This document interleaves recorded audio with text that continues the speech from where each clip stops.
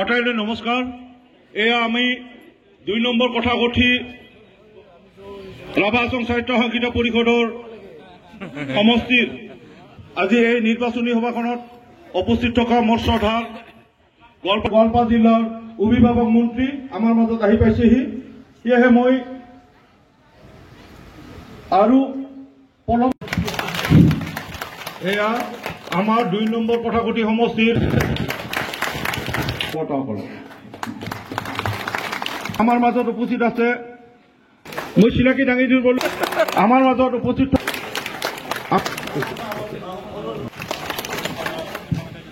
লগত মত বিনিময় কৰিছো। আমাৰ সৌভাগ্য যে আজি স্বাস্থ্য আৰু পৰিয়াল কল্যাণ বিভাগৰ অসম চৰকাৰৰ জ্যেষ্ঠ মন্ত্ৰী শ্ৰীযুত অশোক সিংহল ডাঙৰীয়া এই অঞ্চললৈ আহিছে।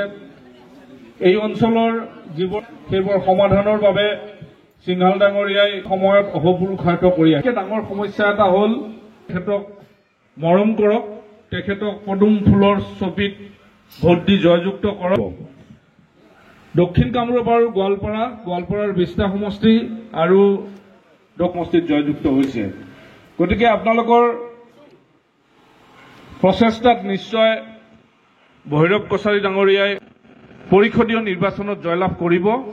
এই অঞ্চলৰ মানুহৰ সমস্যা তেখেতে ভালকে জানে। এই অঞ্চলত তেখেতে এটা সময়ত যথেষ্ট অভিজ্ঞতা আছে। বন্দে বন্দে বন্দে দুআষাৰ বক্তব্য ৰাখিবৰ কাৰণে আমাৰ শ্ৰদ্ধাৰ ২ নং কথাকথি সমষ্টিৰ পৰিষদীয় সমষ্টিৰ সন্মানীয় প্ৰাৰ্থী সকলোকে নমস্কাৰ জনাইছো। এই বাখৰাপাৰা নিৰ্বাচনী প্ৰচাৰ কাৰ্যত উপস্থিত হোৱা আমাৰ অসমৰ কেবিনেট তথা গোৱালপাৰা জিলাৰ অভিভাৱক মন্ত্ৰী মাননীয় অশোক সিংহল মহোদয়, ভাল ভোটত আপুনি জিকিব, জিকি কিন্তু ৰাইজৰ কাম কৰিব লাগিব। আৰু কিবা যদি নাটনি হয়, কিবা যদি অসুবিধা পায়, মইতো মাহত এদিন আহোঁ ইয়াত, গাৰ্জেন মন্ত্ৰী হিচাপে মোক লৈ আহিব, বুজি পালে?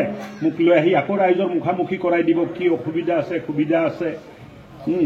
বসুন্ধৰাত কাম হ'ল নে নাই? মাটিৰ পট্টা তট্টা পালে নে নাই আপোনালোকে? যিখিনি মানুহ চৰকাৰী মাটিত আছিলে ইয়াৰ পৰা জিকি যাব। আৰু দুটাত আমি কোনোদিন জীৱনত জিকিব নোৱাৰো।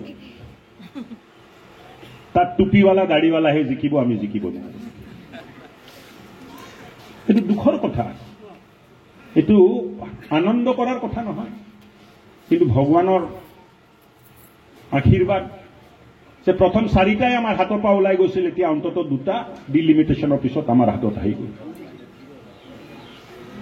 নহলেতো আপোনালোকৰ সব নেতা টুপি আৰু দাড়িৱালা হৈ গ'লেহেঁতেন।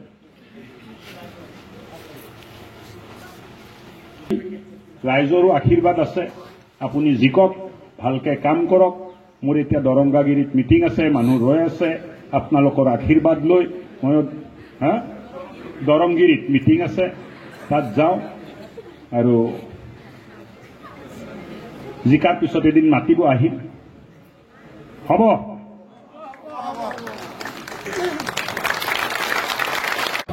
আমি আন্তৰিকতাৰে কামনা কৰিছো। উক্ত সভাত উপস্থিত থাকিব অসমৰ মাননীয় জনস্বাস্থ্য আৰু কাৰিকৰী বিভাগৰ মন্ত্ৰী মাননীয় মল্লভ বৰুৱা। আপোনালোকে অহাকালি 10:30 শালপাৰা নৱযুৱ সংঘৰ প্ৰাংগণত উপস্থিত হোৱাৰ বাবে ইয়াৰে বিনম্ৰভাৱে অনুৰোধ জনাইছো। ধন্যবাদ।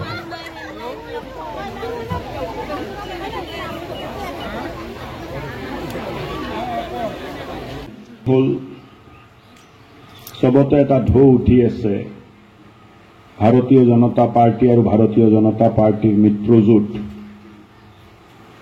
ৰাভা হাছাঙৰ ইলেকশ্যনত জয় হ'ব, তাত কোনো সংশয় আৰু বাকী নাই।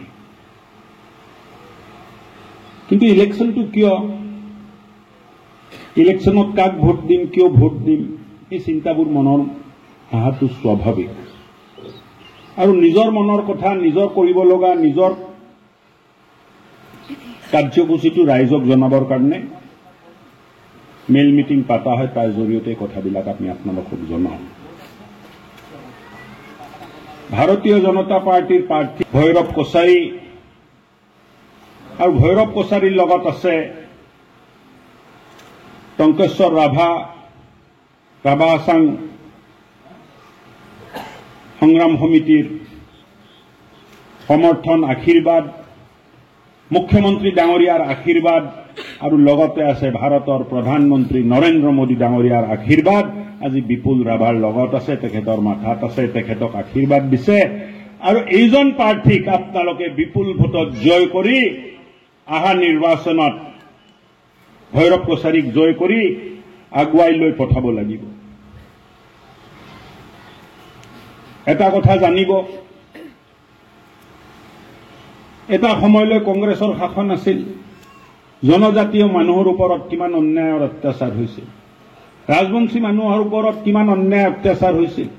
আজি বহুত কষ্ট কৰি সংগ্ৰামৰ পিছত এই পৰিস্থিতি আহিছে যে আপোনালোকে ৰাভা হাছাং পাইছে। আজি কমচে কম আপোনালোকৰ অঞ্চলত অনুপ্ৰৱেশ বন্ধ হৈ গৈছে।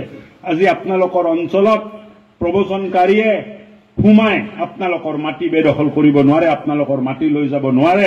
আপোনালোকৰ জাতি মাটি ভেটি ৰক্ষা কৰাৰ কাৰণে ৰাভা হাছাঙত এটা শক্তিশালী চৰকাৰ, আপোনালোকে নিৰ্বাচিত কৰি দিয়া চৰকাৰ ইয়াত আছে। আৰু আজি ট্ৰাইবেল মানুহে হওক, আজি আমাৰ SC মানুহে হওক, আমাৰ আজি ৰাজবংশী মানুহে হওক, আজি আমাৰ গাৰো মানুহে হওক, বড়ো মানুহে হওক, আজি কছাৰী মানুহে হওক, ৰাভা মানুহে হওক, তেখেতলৰ মাটি এতিয়া বেদখল কৰাৰ দুশ্চিন্তা ধুবুৰীৰ পৰা অহা মানুহবিলাকে কৰিব নোৱাৰে। এই কথাটো আজি আপোনালোকে শুনিব।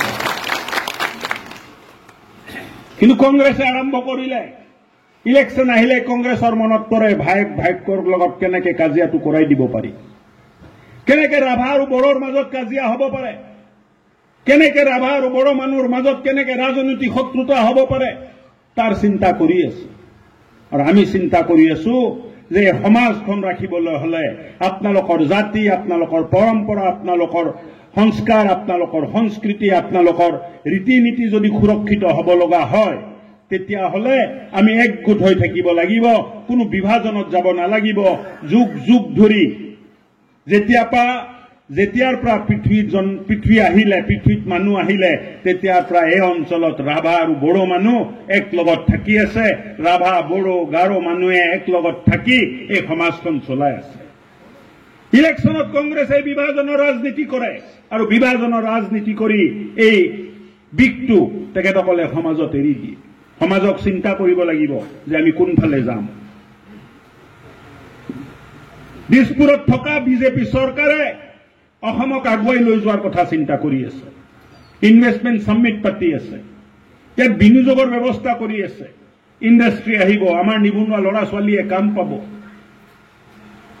আমাৰ পঢ়া লিখা ইঞ্জিনিয়াৰ বিলাকে কাম পাব। কংগ্ৰেছৰ চিন্তা হল সমাজক কেনেকে বিভাজিত কৰিব পাৰে, বিভাজিত কৰিব পাৰে, বিভাজিত কৰিব পাৰে।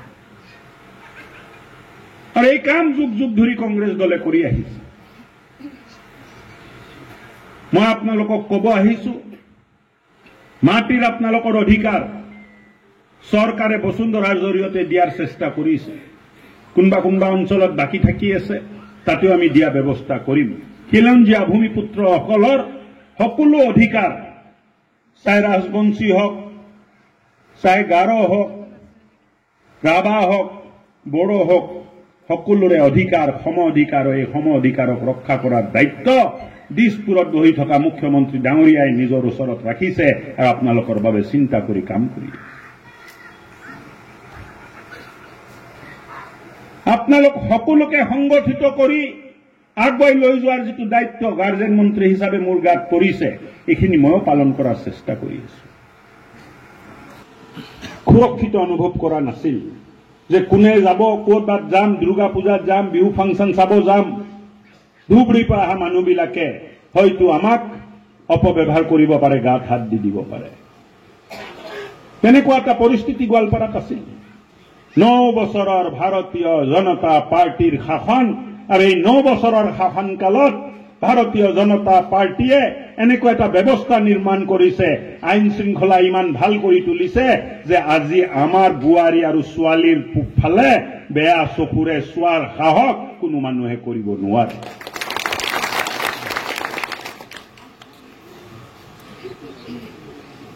আপোনালোকৰ মঠ মন্দিৰ দেৱালয় গীৰ্জা ভাল হ'ব লাগে তাৰ বাবে চৰকাৰে কাম কৰি আছে আনফালে এক দুশ্চিন্তা ঠিকা দুষ্ট প্ৰবৃত্তিৰ ব্যক্তিসকল আছে তেখেতসকলৰ চিন্তা হল কেনেকে খিলঞ্জীয়া ভূমিপুত্ৰসকলৰ মাটি আমি বেদখল কৰিব পাৰোঁ নতুন নতুন দুশ্চিন্তা তাত আহি থাকে আমি এটাৰ লগত মোকাবিলা কৰোঁ আন এটা দুশ্চিন্তা তেখেতসকলৰ মনত আহে আৰু বেয়া কামত কোনো কুণ্ঠাবোধ নকৰা এই মানুহবোৰে কেতিয়াবা আমি দেখো আমাৰ নামঘৰত চুৰি হয় কেতিয়াবা আমি দেখো আমাৰ মন্দিৰত চুৰি হয় কেতিয়াবা আমি দেখো আমাৰ গীৰ্জাত চুৰি হয় এই চুৰি কৰা মানুহবোৰ কোন এই একেই মানুহবোৰে এই কামবোৰ কৰে কিয় কৰে আমি অপমানিত হম আমি ভয় খাম ভয় খাই এই দূৰ দূৰণিত এই ভিতৰুৱা গাঁৱত ক'ৰবাত 100 ঘৰ মানুহ আছে ৰাভা মানুহ আছে বড়ো মানুহ আছে গাৰো মানুহ আছে ৰাজবংশী মানুহ আছে এই গাঁওবোৰত কৰে ধুবুৰীত কংগ্ৰেছ জিকিলে গোৱালপাৰাত 2টা বিধানসভা ধুবুৰীৰ অংশ হৈ আছে কিন্তু ধুবুৰীত ইলেকশ্যন জিকিলে কংগ্ৰেছ আৰু গোৱালপাৰা জিলাত আমাৰ ছোৱালীৰ ওপৰত ধৰ্ষণ হৈ গ'ল ৰেপ হৈ গ'ল এই কোনটো মানসিকতা এই কোনটো চিন্তা আমি একগোট হৈ এই দুশ্চিন্তা কৰা মানুহবিলাকৰ দমন কৰিব লাগিব কঠোৰ হাতৰে দমন কৰিব লাগিব নহলে জাতি হিচাপে জীয়াই থকাৰ আমাৰ অধিকাৰ আমি এদিন হৰুৱাই দিব পাৰোঁ এই কাৰণে সংগঠিত হওক আৰু এই কথা ক'বলৈ আজি আপোনালোকৰ মাজত মই আহিছো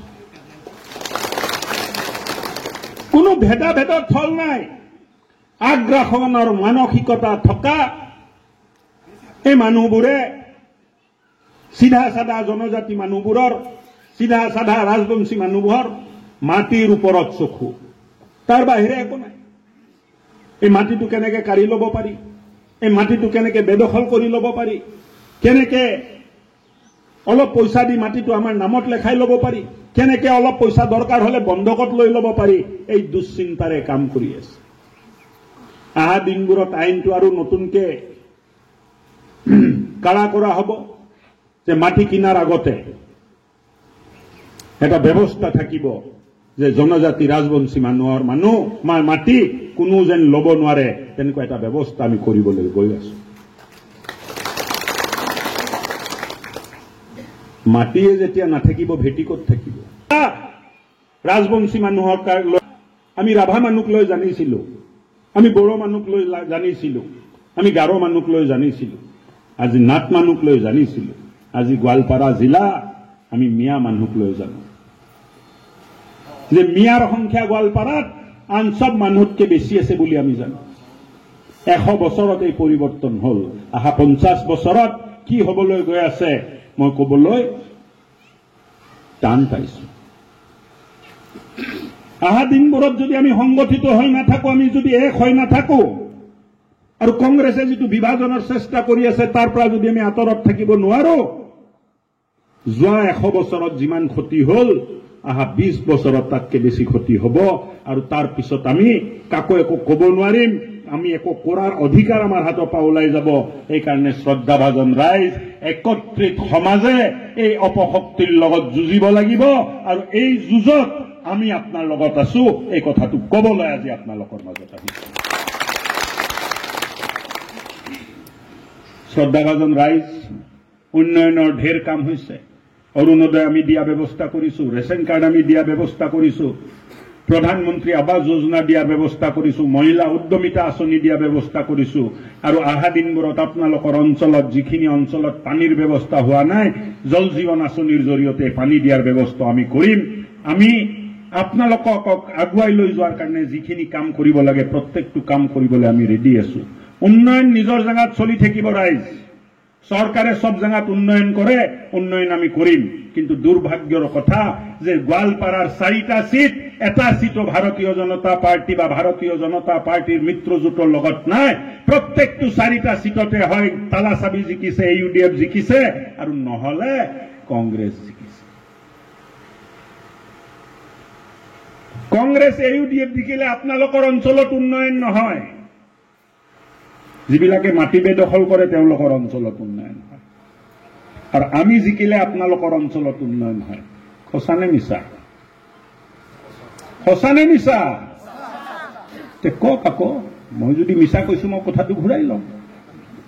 কংগ্ৰেছ জিকিলে আপোনালোকৰ অঞ্চলত উন্নয়ন নহয়, যিবিলাকে মাটি বেদখল কৰে তেখেতসকলৰ অঞ্চলত উন্নয়ন হয়।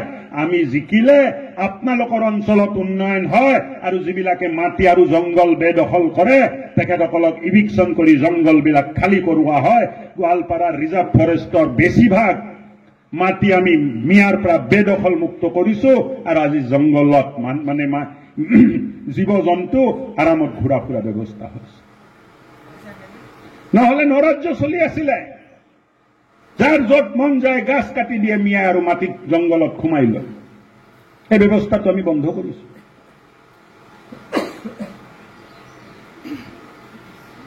সেইকাৰণে উন্নয়নৰ কাম হৈ থাকিব, ৰাস্তা ঘাট পথ পদূলি হৈ থাকিব, কিন্তু বাচিব হলে আমি সংগঠিত হৈ থাকিব লাগিব। কংগ্ৰেছৰ মানুহ আহিব, আন দলৰ মানুহ আহিব, ইয়াক বুজাব তুমি ৰাভা, কাবাক বুজাব তুমি বড়ো, কাবাক বুজাব তুমি গাৰো। এই কথাবোৰত নাযাব। এটা ভুল বহু বছৰলৈ আমি পিছুৱাই যাম। আপোনালোকে কব আমাক এইটো বুজাব নালাগে, সমাজ হিচাপে আমি আমাৰ মাটি বেদখল কৰাৰ বিৰুদ্ধে একগোট হৈছো, সংগঠিত হৈছো। এতিয়া তোমালোকে আমাক বুজাই লাভ নাই। আৰু আহা 2 তাৰিখৰ নিৰ্বাচনৰ পদম ফুলৰ ছবিত ভোট দি আমাৰ প্ৰাৰ্থী ভৈৰৱ কছাৰী ডাঙৰীয়াক জিকাব। আগত ইয়াত ৰাভা হাছাং ইলেকশ্যনত টিভিটো ভোট দিয়াৰ আছে, কিন্তু এইবাৰ টিভি ক'ত আছে? পদুম ফুলৰ ভিতৰত টিভি লুকুৱাই আছে। কোনোবাই আগত অভ্যাস আছে ৰাভা হাছাং ইলেকশ্যনত টিভিত ভোট দিয়া, টিভি বিচাৰি নাপাব, ক'ৰবাত ৰেডিঅ'ৰ নিচিনা এটা ফটো থাকিব, তাতে ভোট মাৰি দিব। তেতিয়া গণ্ডগোল লাগি যাব। ক'ব মইতো মানে ভৈৰৱ কছাৰীকে ভোট দিছিলো। ভৈৰৱ কছাৰীৰ প্ৰতীক চিহ্নটো কি? হা? পদুম ফুল। ফুল বুলি নকব, গবি ফুলো থাকিব পাৰে না। আচ্ছা, টিভিত কোনে কোনে ভোট দিব? হাত উঠাই দিয়কচোন। টিভি নাই নেকি ইয়াত? বাইদেউ টিভি আছে নে নাই? টিভি আছে নে নাই? নকয় এতিয়া, টিভি আছে বুলি কয়। আচ্ছা, টিভি আছে নে নাই? নাই। কি আছে? কি আছে? ভোটটো ক'ত দিব? ক'ত দিব? ইফালে কোৱাই নাই, মনে মনে আছে।